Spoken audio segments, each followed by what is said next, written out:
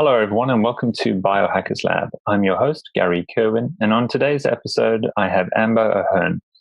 Amber is a data scientist by profession, but she has been researching and experimenting with a ketogenic and evolution-based diets since 1997. She has eaten almost nothing else except meat since 2009. Hi, Amber. Thanks so much for coming on to today. Hi, thank you for having me. No problem. So I've had another person on the show, Dr. Sean Baker, and he's a carnivore diet advocate. But he's going to only be doing it a year. You've been doing it way longer than that. And so I thought I really would like to get a perspective of someone who's been eating predominantly meat for so many years. Couple of the questions. So I'm so glad I got you on today. I guess first one up is, what terminology do you like to use? Because now some people say zero carbs, some people say all meat, some people say carnivore. What do you have a certain preference that term you like to use? Yes. Historically, from the way this movement developed, from my point of view, it was originally called zero carb, but that term is just so misleading because there are things that people on this diet would eat that aren't zero carb, such as eggs or shellfish or liver or even some milk products. But there are other things that are zero carb that I would never eat, such as plant oils or things that all the carbohydrates in fiber, for example. So I strongly prefer the word carnivorous, even though it's longer to write. Yeah. Okay, good. So I'll be using that term too. So I'll make sure that I don't upset you by maybe throwing in the wrong term. If I just do a little bit of history first so people can get to know you. Back in 1997, you said that you went on this exploration with diets. What was the point? What was sort of like the inspiration back then for you? It was completely inspired by having weight issues, actually. So I had been gaining weight since I was 20, which would have been 1993. And I had been brought up on a mostly vegetarian diet, actually. And most of my understanding about what was appropriate as a human diet was from that vegetarian point of view. And so when I started having weight issues, I got more serious about vegetarianism. I went back to it because I had been not really particularly vegetarian over the previous few years. And I even tried veganism, but none of that helped with my weight, and I was increasingly frustrated. It happened that I'd been studying Russian, and I went to study for a semester in St. Petersburg, and I was vegan when I left, but it was just so difficult to eat as a vegan in St. Petersburg at the time. I probably would have had to live off of pasta for a lot of the time. And so I thought, well, while I'm here, I'll just eat what the people here eat. And when I go home, I'll get back to my diet and focus on that again, because I was there to learn the language. So I found when I got home that I actually was less fat than when I left. And for some reason, that experience made me reconsider all of the ideas that my dietary theories or hypotheses at the time were based on in a way that I hadn't before. In fact, I'd heard of a low-carb diet before. And when I read what it was, I thought it was the stupidest, most obviously wrong thing I'd ever heard and just dismissed it immediately. But having heard of it, I suddenly thought, well, I wonder if there really is something to that. And I went looking for information on it, and it just so happened that the Eads had just published Protein Power. And so I found that book, and I read that book, and I went to the library and looked at many of the papers they cited. And then the proof was in the pudding, so I tried it, and it worked and resolved the weight issues that I had. So that's where my journey began. Okay. So your main inspiration was that the protein book by Dr. Eads, the two Eads, aren't they? Yeah. Yes. And but then this was back in 97. Then I guess you sort of drifted off a little bit again, did you, from the protein until I guess 2009 was when you say that you started eating predominantly all meat. Was there again another point there that made you go, right, let me ditch anything else except meat? There was, but it was a gradual process, because I did stay low carb all of that time. I might have gone off a few times for short periods, but I basically ate a low carb diet and continued to research. I was excited about the papers that were coming out very slowly about the benefits that could be had from a low carb diet, and advocated it to my friends. But nonetheless, my own weight was losing ground. I was getting fatter. And part of it was, well, it started with pregnancies, actually. I think I I might say I was unable, or I chose not to stay low carb during my pregnancies. And I gained a lot of fat. And then when I would go back on a low carb diet after the children were born, I just never got back to that same level of leanness that I was initially. And then over the years, my weight was actually gradually increasing. So a few times I thought, well, why am I even doing this if it's not even getting me to the weight where I want to be? And I would stop, but I would immediately gain a lot of weight. And so I found that it was the best tool that I had to achieve the best leanness that I could get, but I wasn't satisfied with that level. And in fact, by 2009, or by the end of 2008, I was almost 200 pounds. I'm 5'6", and I was just really, I felt desperate about my weight. It was all vanity based. It's not that I didn't have other health issues. In fact, I suffered from depression, but I didn't have any health issues that I thought were related to diet. So I always had my eye out for ways that I could improve from that point. Mm-hmm. And that's when I read about some people on the internet eating only meat, and a lot of them were reporting that they had the same background as I did, that they had come from a very low carb diet, and the very low carb diet was good for them, but it just wasn't getting them all the way to where they wanted to be. And I thought, well, I could try that, and maybe it would just make me lose the weight, and then I'll go back to my regular low carb diet and maintain it. So that was the inspiration to try it. Okay. And I guess this is already leading us on to the great pivot point, because right now, especially after Dr. Shawn Baker was on the Joe Rogan podcast, I mean, the interest in the carnivore diet has only gone up. And it's exploded. Yeah, he's done very well to promote it. And so, but now what I'm seeing in the community is we're getting people coming from low carb and people coming from a ketogenic background, and also your standard American diets potentially. But yeah, I'd love to hear your views now on, so you having done low carb, and even you've tried a ketogenic diet, have you? Yes. I guess I started with low carb. When I started, people didn't really talk about ketogenic, and we certainly didn't have the home tools that we now have to measure ketosis. We had urine strips, but as many people know, as they adapt to the diet, those don't have the sensitivity you might want, as measuring beta hydroxybutyrate in the blood would show. Mm-hmm. But basically, people would just judge whether they were doing it right by the level of carbohydrates, and to some extent maybe the level of protein, but that was less of an emphasis. So I would say that most of the time that I was doing a low carb diet, I was actually in ketosis, and I would speak about them roughly equivalently, although I know that there are differences in philosophy.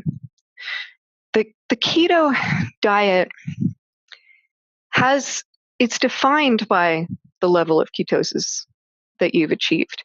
And that level is somewhat arbitrary, but there are motivations for it. Dr. Finney has said that, yes, it's arbitrary, but we're basing it basically on when we start to see therapeutic results. And that's where the 0.5 to 1.5 sort of beginning level of ketosis is. Mm-hmm. And so that means that a ketogenic diet, like a low carb diet, is really based on macronutrients, because you manipulate your macronutrients until you get to the level of ketosis that you're trying to hit. And that means there's a huge variety of different diets that can be ketogenic, right? You could be vegan and you could be on a ketogenic diet, or you could be a carnivore, and the different kinds of sources of fat that you could get could be completely different. The sources of protein could be completely different. And it's all centered around this single measurement. And sometimes that can be good, especially if the level of ketosis is important for some kind of therapy that you're after. But it can also become a goal in itself, and I sometimes question the wisdom of that. So, for example, if your goal is weight loss, or if your goal is cognitive performance, there might be some correlation between the level of beta hydroxybutyrate in your blood and those end goals, but it might not be a very tight linear fit. One way to judge how important that is to think about taking exogenous ketones. If you take exogenous ketones, you might get a very high level in the blood, but it may have nothing to do with how much weight loss you're seeing. Mm-hmm. Or it may correspond to some degree with how much seizure control you're getting, but it might also be affected by what you're eating in addition to those exogenous ketones. Finney likes to call it a well-formulated ketogenic diet. You've probably heard that phrase, to talk about this difference between a diet that's ketogenic just by virtue of how much beta hydroxybutyrate's in your blood, which could be totally fasted, and he's not.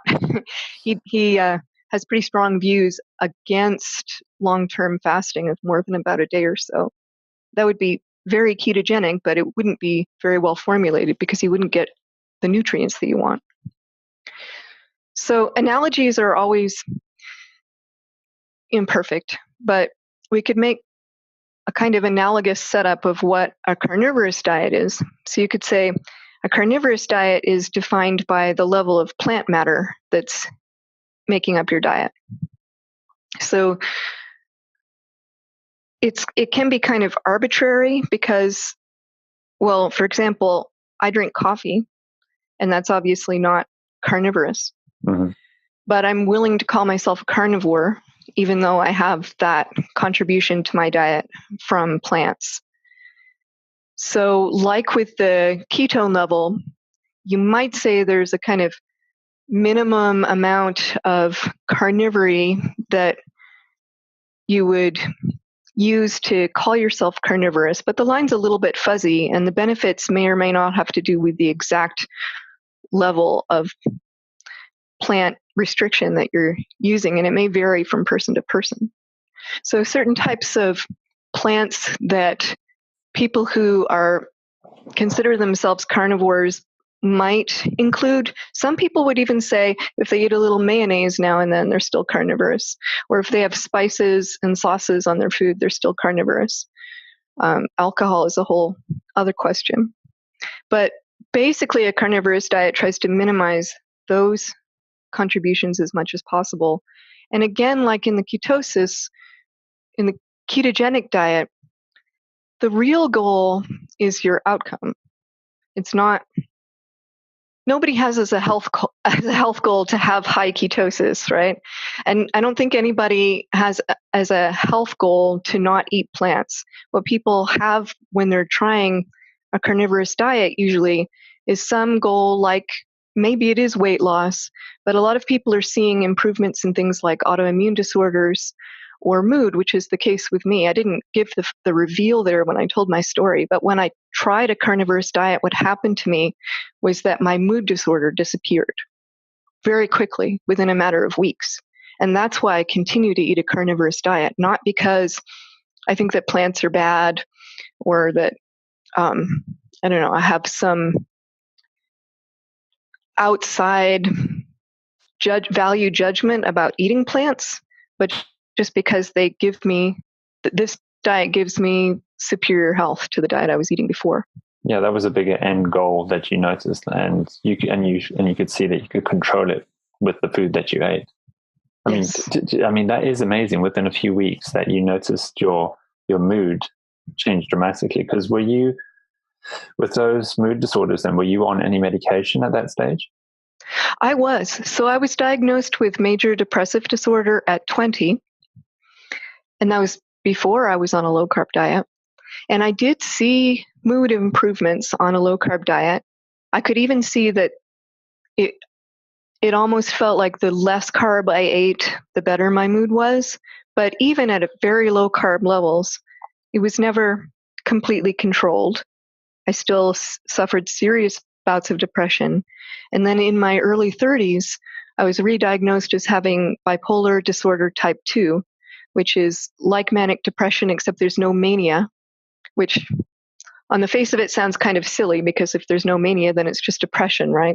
Mm-hmm. But you do have these sort of hypomanic episodes, which for me were only just a couple, and I think they may have been actually triggered by antidepressants themselves. But I was very excited to get this new diagnosis, actually, even though bipolar disorder sounds in some way much more serious. I thought, well, maybe now I'll get a better treatment, because the drugs that I was getting before just weren't the right ones.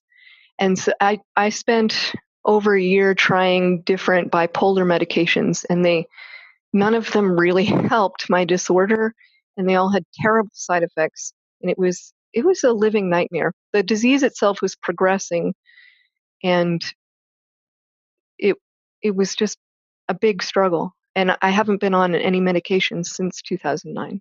That's amazing to think. Yeah, you were at medication stage, and this is what I'm trying to get across to people listening to this, that just by using your diet, and in this case a carnivorous diet, you were able to wean yourself off medication and stay stable. It just shows how powerful food is. It really is kind of mind-blowing. I take it for granted now, oftentimes, just having normal moods. I have moods. I have bad days and good days. So you're still human. Nothing like it turns out, yeah. Okay, so already the one benefit here that people can listen to is that you found that eating a carnivorous diet really did help your psychology, your brain health.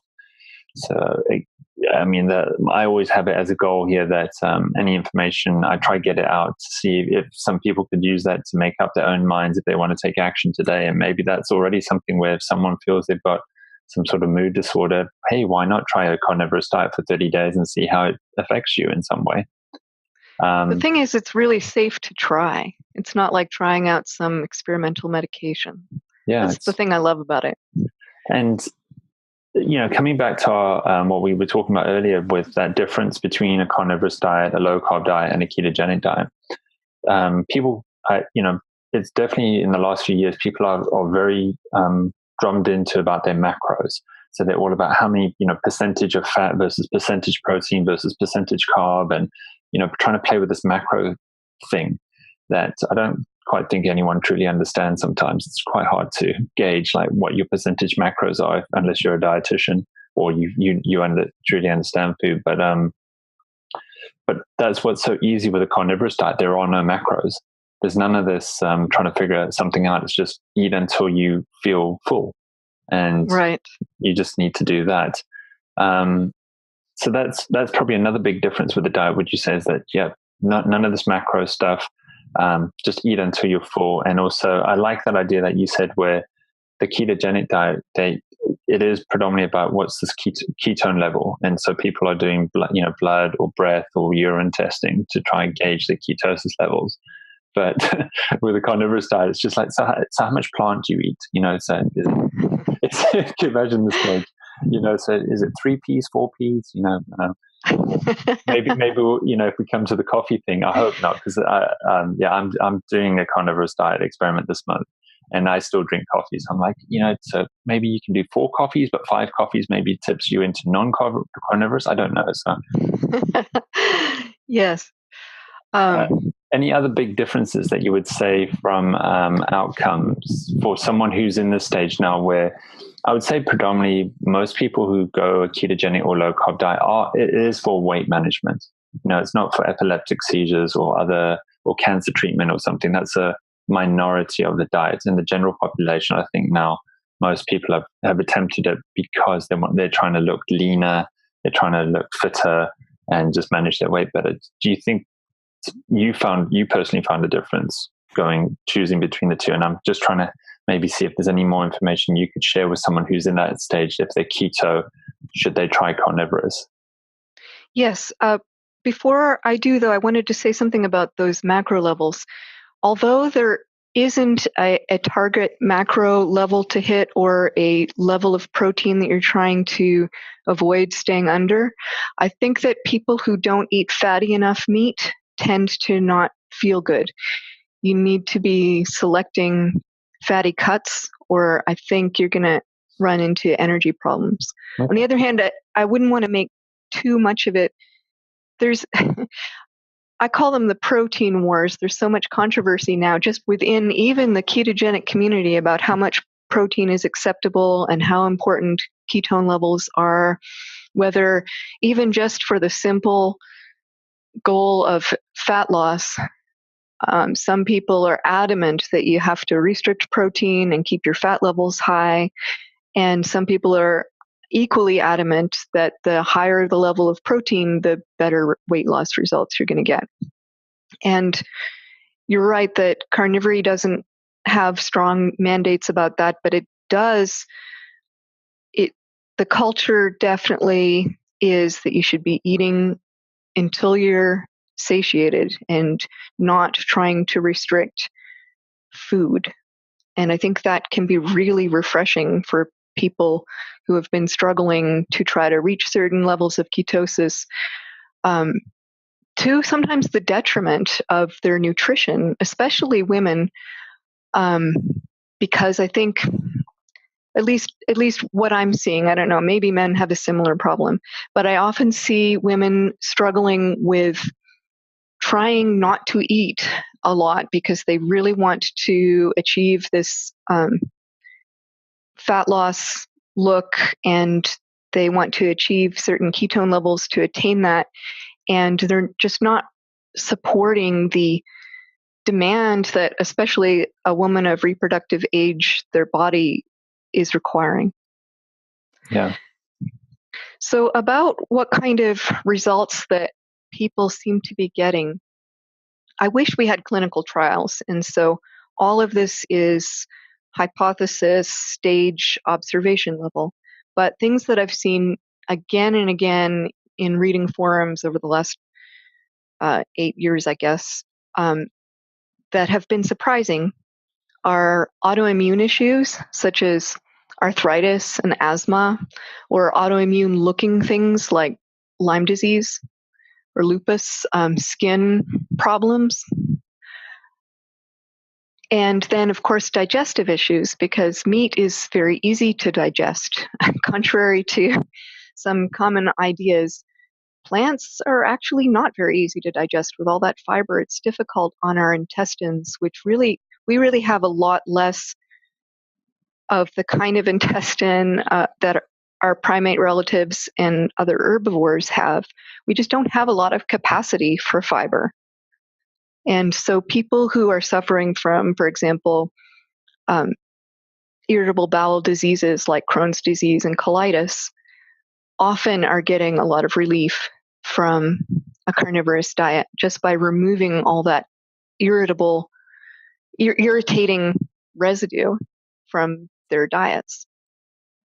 Yeah. And so, yeah, because for me, that's what got me thinking when I was eating this, that how, in a way, a carnivorous diet is a very basic elimination diet. So you just eliminate everything except meat, and you sort of put yourself at that base. And then that's where I've heard certain people say, well, if you want, maybe try introduce one item now and then see how your body responds. And that's so if you wanted to sort of test your own body to different food states, you could use the carnivorous diet as a base. And once you're stable, then if you wanted to introduce vegetables, you'd actually be able to see, oh, actually my body does or doesn't respond well to that particular type. Yes.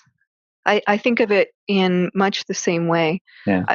I don't think there's necessarily any reason to avoid eating a plant if you show no symptoms of ill response to it. Mm-hmm. In the ketogenic world, you might think of a variety of conditions that people are using for ketosis for that you get immediate feedback on, like athletic performance, cognitive performance, epilepsy, weight. And then there are people who are just doing it because there's research that leads them to believe it might be good for longevity. But you can't tell. I can't tell today if having been on having high levels of ketone in my blood for the last year has contributed to my longevity or not. I just can't tell. And maybe it's still worth doing for that, but I wouldn't think less of anybody for not going on a ketogenic diet if they're getting no benefit that they can see except for this theoretical benefit of increased longevity. And so similarly, I would not think less of anyone who's tried a carnivorous diet and added back some plant and saw no detriment to their health just for some theoretical benefit that someone might envision about eating a carnivorous diet. In a certain sense, I'm really a pragmatist about it. On the other hand, I do think that when people eliminate plants from their diet and give it a fair chance, I've heard this time and time again. A lot of people say, I just can't believe how good I feel from a very small change in diet. I was already eating mostly meat. I just had a few plants in my diet. And after a few weeks of removing those plants, I felt astonishingly better. Not everyone says this, but enough people do that I think it's worth trying just for that, because you could say, I eat broccoli and I feel totally fine, so there's no reason to remove it. But until you've actually tried it, you might not know. Mm-hmm. Yeah. So, and I know in the ketogenic world that they tend to say there's an adaptation phase. So you should be trying to do it for at least, about 6 weeks, I think. Yes. Do you think the same thing then for this kind of diet, that you'd want to wait at least 6 weeks before you try to introduce something again? Well, I'm going to pull a bit of a middle ground answer to that, because most people that I've talked to don't have difficulty adapting. But I have heard of a fair minority of individuals who do say that it took them some time to adapt and that they really didn't start seeing benefits until several weeks had gone by. So on the one hand, changing your diet this drastically can be intimidating. And if you think you have to do it for a really long period, a lot of the carnivorous vets say that you've got to go 6 months before you can really tell the difference. And I understand where that's coming from. But if I had thought that I had to commit to this big a dietary change for 6 months in order to know whether I was going to get benefit or not, I never would have done it. Yeah. And that's why in my writings I've said give it 30 days. But yeah, it might be a little bit more. On the other hand, it might be a bit less. It was 2 weeks when I was already at the point where I could tell that my entire life was changed. So it's very lucky in that sense. Yeah, just I guess that's the thing at the end of the day, is we're all different. And as long as you're aware of your own body, you might start noticing, oh, whatever is particularly changing, and this is interesting. And then the longer, of course, you do something, the more you might see that change. Yeah, because that was one of my questions is, with the keto, when people adapt from a standard diet to a ketogenic diet or a low carb diet, they get the low carb flu or the keto flu. And I wondered, do you think, again, so you don't know if with that there is no sort of like adaptation that someone's going to go through when they start going through an all meat diet? If you'd asked me a few years ago, I would have said no, because that was my experience. It was easy. Yeah. But I have since then heard many people say that they were tired for a while. It was hard for them to adapt. So I can no longer say that doesn't happen for anyone. And some of those people, it's not just that it didn't feel good and then they stopped. It didn't feel good at first and then it started feeling a lot better. So I don't know what makes that difference. If there's more withdrawal of certain things, cravings that were perpetuated by sweeteners, or I really don't know. And then something that is really helpful in the transition with the keto flu has been electrolytes, salt and potassium and magnesium in particular. And I think there may be some benefit to doing that, transitioning to a carnivorous diet from a ketogenic diet as well. Although I haven't been paying enough attention to that idea until recently to know if that would be a universal idea or not. But I think it can't hurt. Mm-hmm. But I guess maybe with a carnivorous diet, like what I'm experiencing with mine, is that you naturally actually salt your meat for flavor. So I wonder if maybe people use a lot more salt when they eat all meat because they're using it predominantly for flavor, and because it's just a byproduct because they're having more salt, that they're actually getting more exposure to electrolytes compared to someone who is eating maybe a higher fat meal, but they're not particularly needing to salt it maybe, or they're not thinking of salting. That's a really interesting idea, especially since most carnivore experiments specify that you should be reducing spices or not using them at all. And so you're left with salt. I personally, when I made my transition, I gave up salt too, at least added salt, not sodium, obviously. But so I didn't have that. And again, I didn't have problems making that transition, but I think that may be really relevant. There's just a thought. I'm thinking that when I have my rump steak, I salt the thing. I love just getting my salt and just throwing it all over. It just enhances the flavor. It makes it much more pleasurable. But I'm thinking, well, I use a lot more salt when I eat just meat. So, and it's a license to eat bacon, so there's a big sodium uptake too.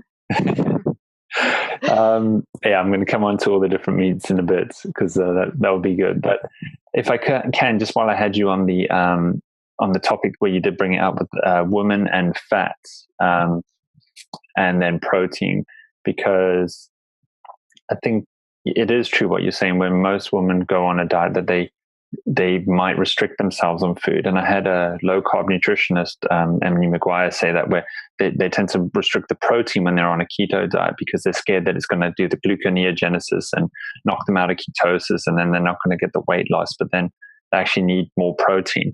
And I guess here, this is going to be interesting, where if a female's coming in to the carnivorous world going, oh, I was scared of protein because it was going to knock me into this bad place of knocking my ketones down.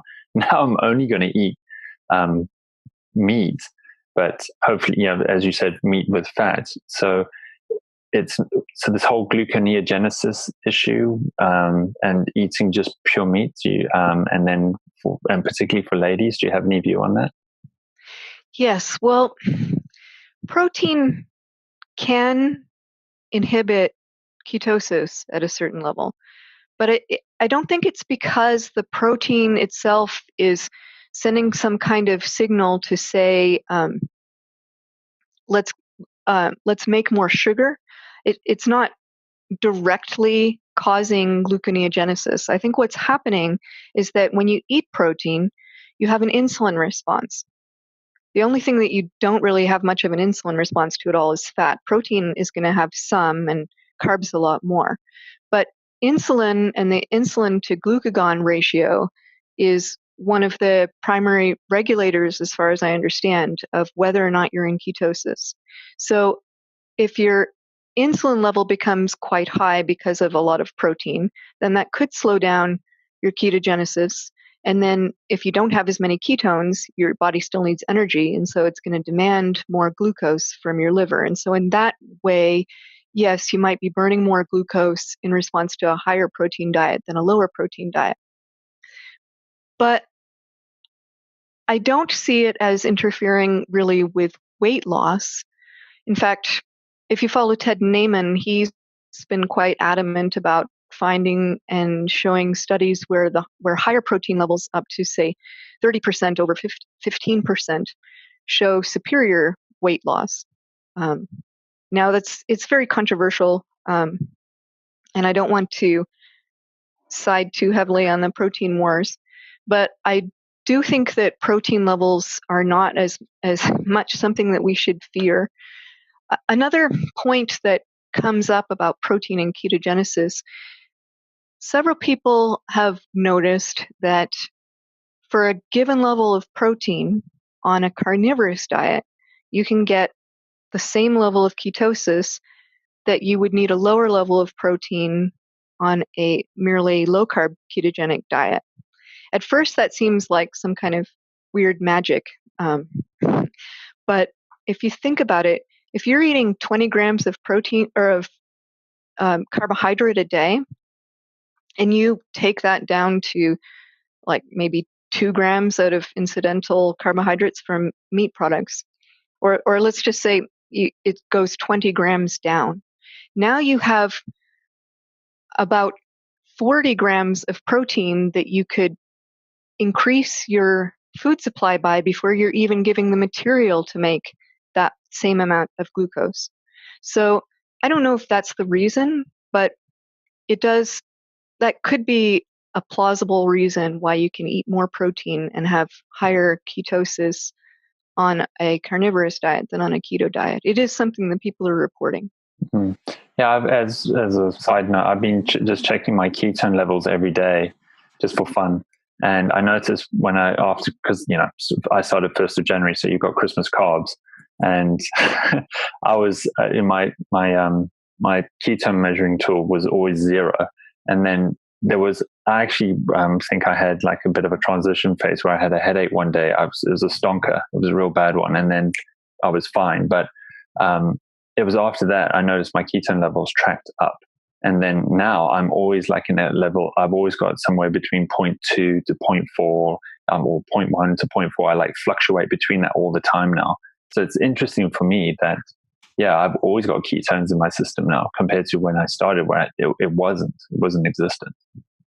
It is interesting. The other thing is, if you're not eating any carbohydrates at all, then even if your glucose level is the same as it was, it's always going to be that steady gluconeogenesis glucose.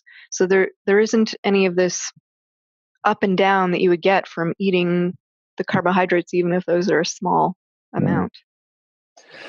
And then so just helping the ladies on this too, when you were talking about the energy levels, that is an important point, because I've seen in the forums, like in the World Carnivore Forum, there was, I can think of one particular lady who said she's pregnant, who's eating a carnivorous diet.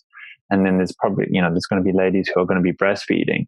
Do you think that eating an all meat diet for women in those levels gives them enough energy? Because I'll use like breastfeeding, for example. Ladies tend to be a lot more hungrier because they're breastfeeding and they're needing more energy. So that's why they also, this is what my wife's told me, you end up craving carbs a bit because you just need the energy when you're at that stage. But I don't know, have you ever come across someone who has able just to eat only meat when they're breastfeeding or go through a pregnancy? Well, first, let me tell you my experiences. When I got pregnant, my first 2 pregnancies, I was coming from a low-carb diet, and the third one was just after I started a carnivorous diet for the first time. And what I found was that the beginning of pregnancy, I wasn't just hungry, but I specifically craved carbs. And I think that might be not because my body needs carbs, but because my body needs to get fat. And that's how it knows how to do that. Certainly, there's no reason to believe we would need carbs for pregnancy, because we have evidence of societies in which that wouldn't have been plausible. Certain nomadic societies, such as Inuit or any kind of plains people, Mongolians, Dakota Indians, plant there just wasn't a high level of carbohydrate that would have been available every time someone was pregnant. But in terms of getting enough food, you can always eat more meat. So there isn't really a problem with that quantitatively if you're willing to get that energy from meat. I can definitely sympathize with carbohydrate cravings during pregnancy, especially during the beginning. Mm-hmm. So I didn't successfully stay low carb on my first 2 pregnancies.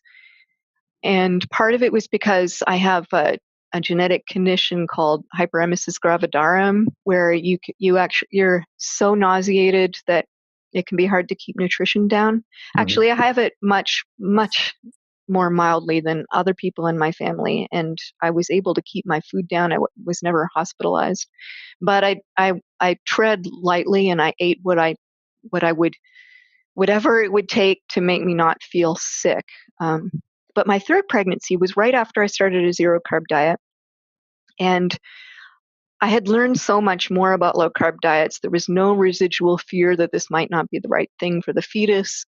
And I was so excited about the results I had gotten already from a carnivorous diet that I wanted to get back to it as soon as possible.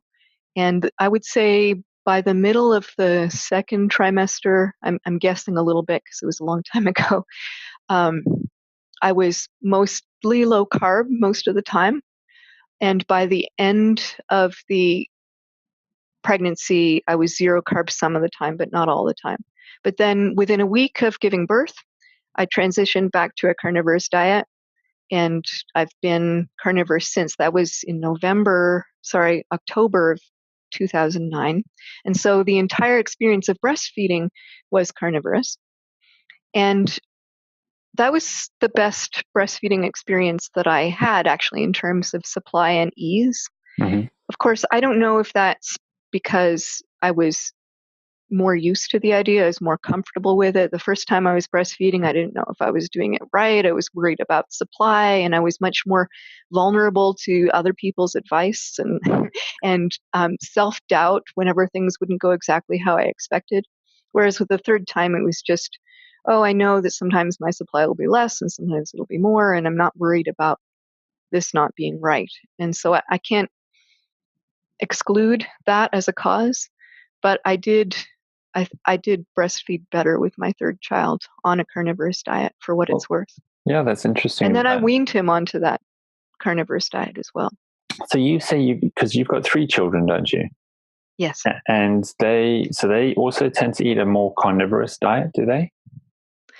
Yes, well, our household's always been basically low carb with more or less of treats from one time to another time. But ever since I found the health effects of a carnivorous diet, the food that I've served has been more carnivorous.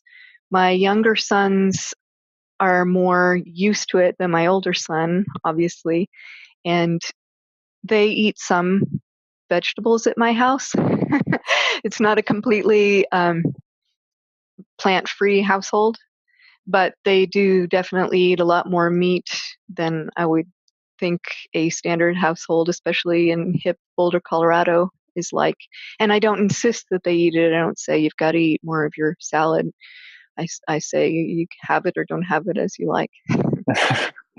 Yeah, most parents are always trying to get kids to eat protein, to sort of stabilize them too, and say, please don't try only eat the quick carbs, which they once they start, they love them. But it's like, please eat some protein just so you stabilize. But maybe, do you notice that? I'd be interested to know, do you notice the difference with your kids because they eat so much protein? Like they're not so hyper? I know there's going to be a bit of bias going on here too, because we're all parents. We see our kids differently. It's hard. I mean, they are all so different from one another. Even that's been really educational for me, because I made certain conclusions about my parenting and the environment that I was bringing up my children in based on the results, you might say, of how my first child was, his temperament. And then when I had the second child's temperament was so drastically different. It made me think, well, nothing that I'm doing has any effect at all.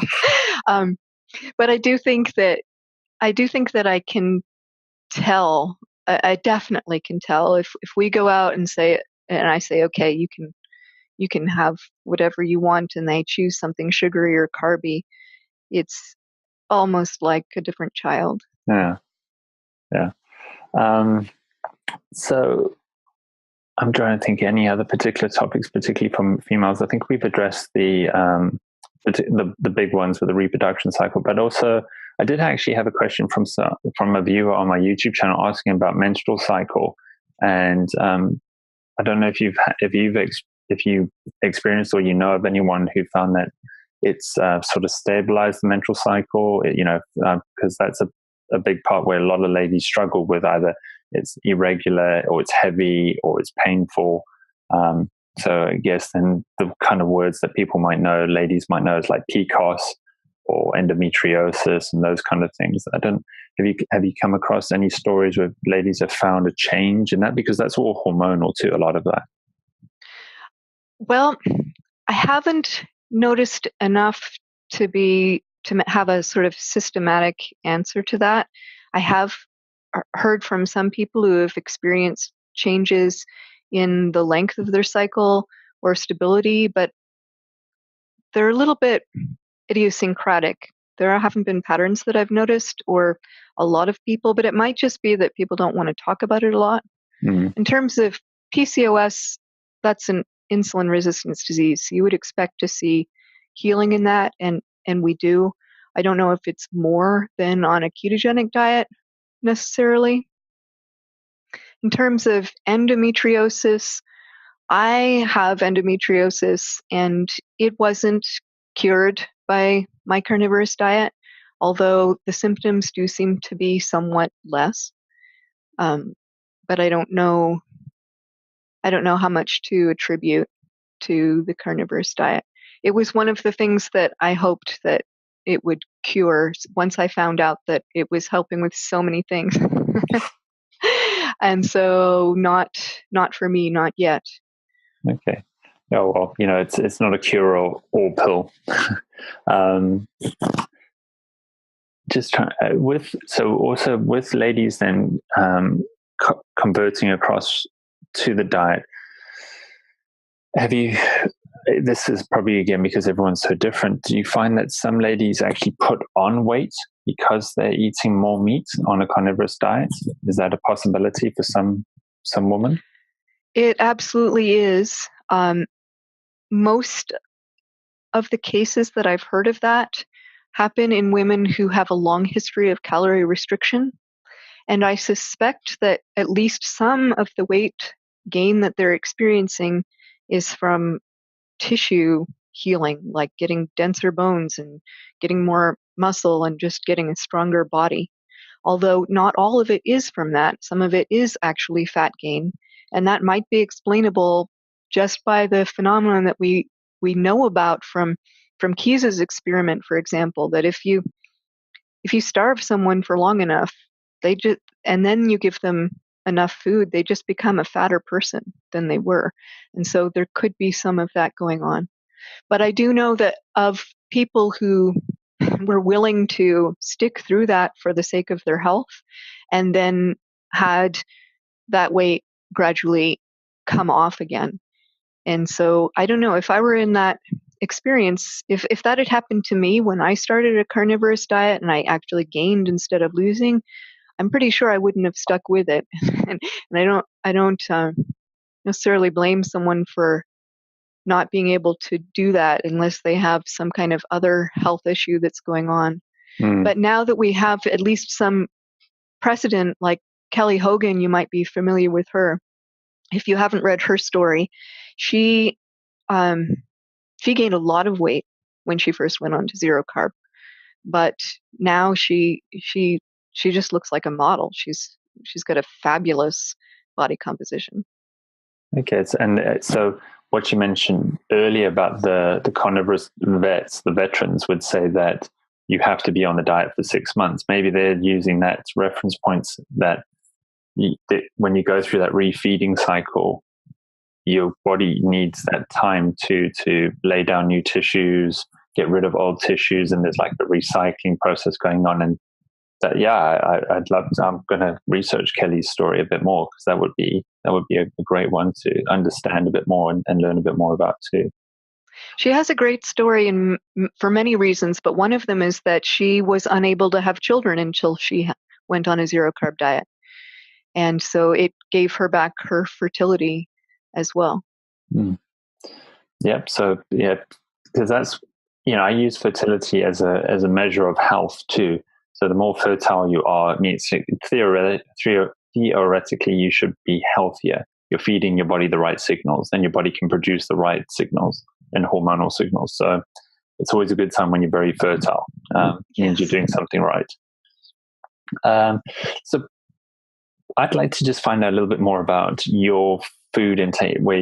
So how have you figured out like how much food to eat in a day, how much protein, and what kind of protein do you like to eat? So, beef, lamb, chicken, seafood, if you wouldn't mind just sharing some of that.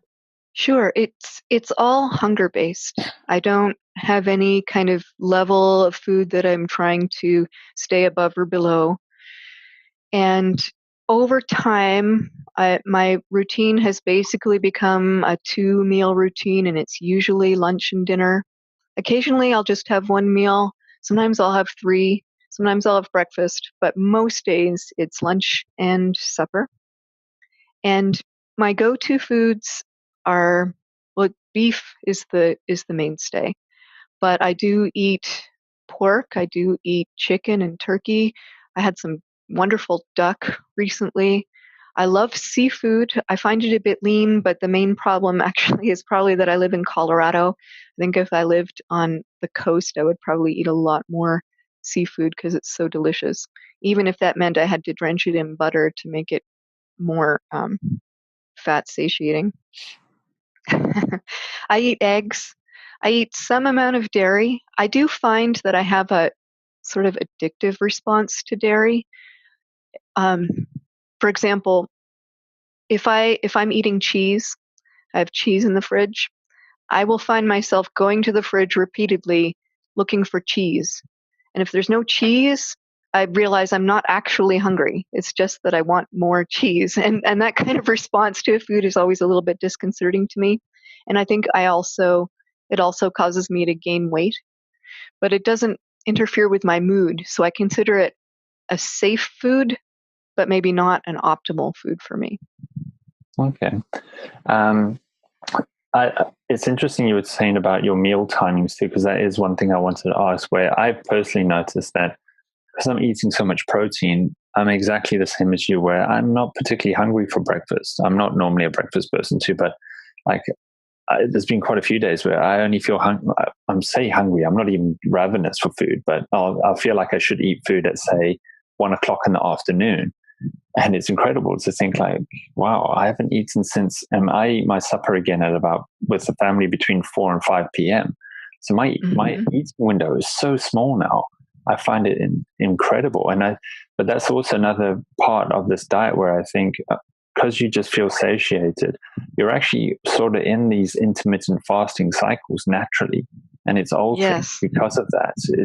And I'm not trying to fast. I'm not trying to follow any sort of protocol like 16/8 or whatever. I'm trying to follow my hunger cycles. And you just don't feel so hungry. And it's hard to get a lot of protein in. Like when I look at Sean, how much he can eat in a sitting, damn, I just can't do that, It's probably a function of his exercise. I do notice that on weightlifting days, I'm a lot hungrier, and I sleep more too. But I like what you said about you're not trying to achieve that small fasting window.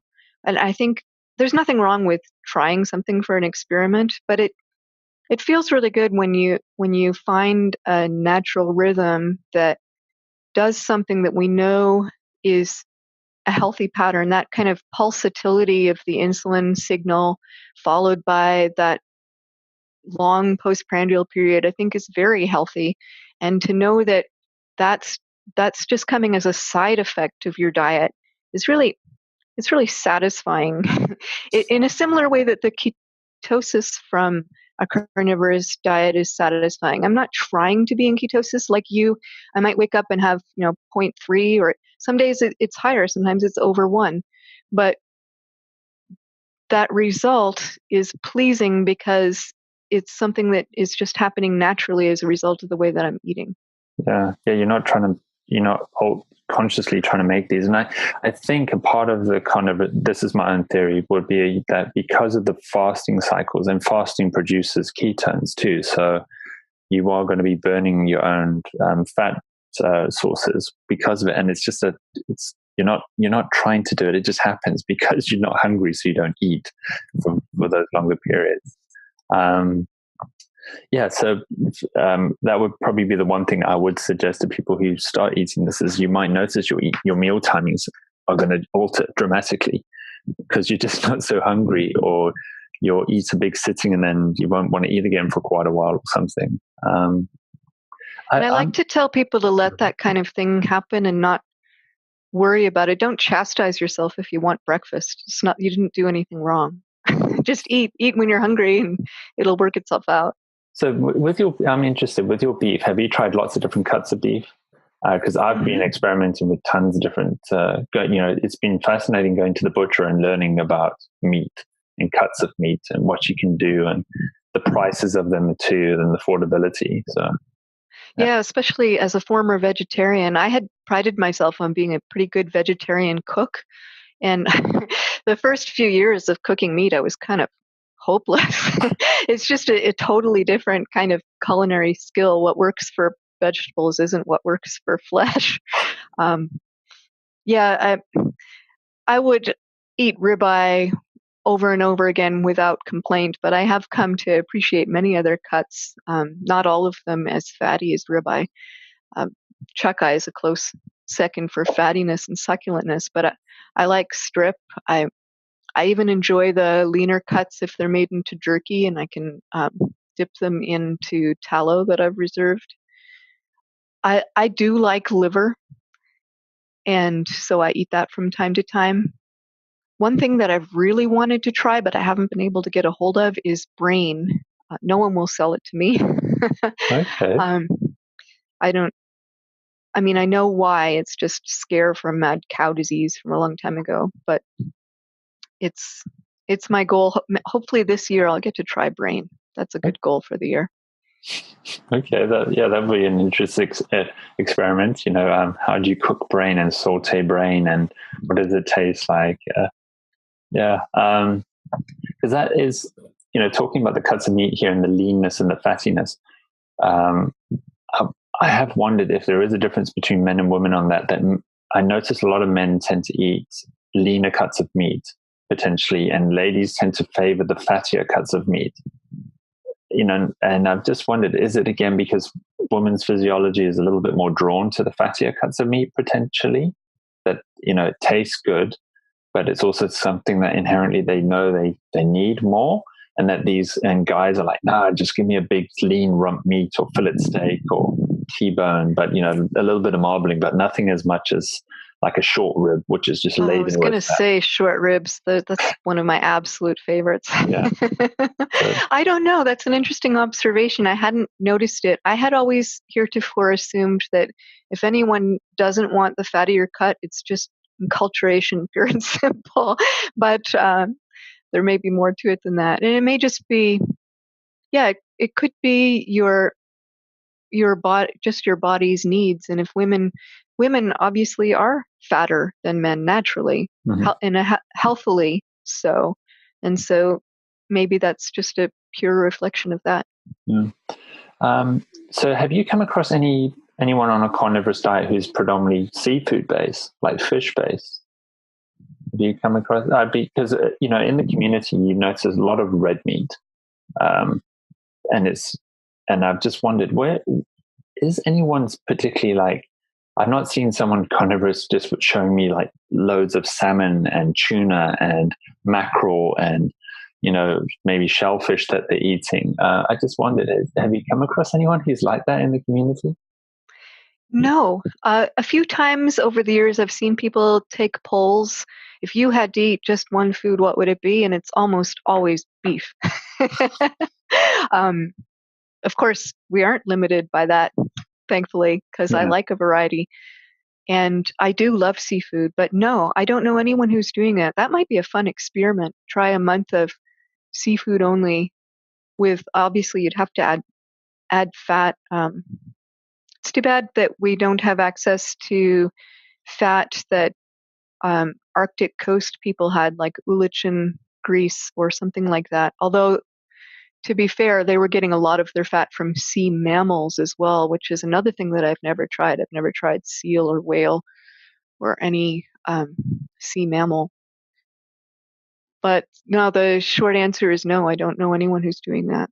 Okay. Yeah, I'd love to find someone. Maybe I need to go to Norway and see if there's someone on the Scandinavian or Iceland or Greenland or someone who's decided to eat a carnivorous diet. And yeah, they've just got predominantly fish, and so that's what they eat. Because that's You why I would think wondered. traditionally that there must have been people who did that. Yeah. Okay, I'm just thinking here. I know we're running on the hour now, but hopefully I've asked most of the important questions. Particularly, I think we've covered a lot to do with the female aspect, and I think that's important because whenever it comes to diet, I always find there is that male female difference, and so hopefully I think we've answered a lot of those questions, and you've definitely highlighted a lot of good other points that come with the diet too, and even like we've talked about fasting, ketone levels, and yeah, just there was loads of great topics in this. So I just want to say thank you so much for sharing that. That's been a brilliant talk, and I can see myself wanting to talk to you for a long time about different topics. You're welcome. Yeah, that was great. We covered a lot of things. Yeah. So Amber, for anyone listening on this, how can they follow you? Do you have any sort of online profiles or places that you can direct people to? I do. I am on Twitter, and my handle there is Keto Carnivore. And I'm also on Facebook. I have a page called The Ketogenic Diet for Health, which is named after one of my two blogs. I have two, one which is more focused on the research behind ketogenic diets, and it's very obscure topics, just things that were piquing my curiosity, no kind of systematic ketosis for beginners or anything like that. But if you're interested, that's ketotic.org, ketotic.org. And then my personal blog, which has more about meat eating and where I'm willing to go on a limb and say things that aren't necessarily supported by clinical trials, that's Empirica, where the ka is .ca, so EMPIRI.ca. Okay, great. And I'll link to all of that in the show notes so people can follow you, and maybe if they need to, they can reach out to you for more direct questions too. Thank you. Yeah, again, thank you so much for coming on today. My pleasure.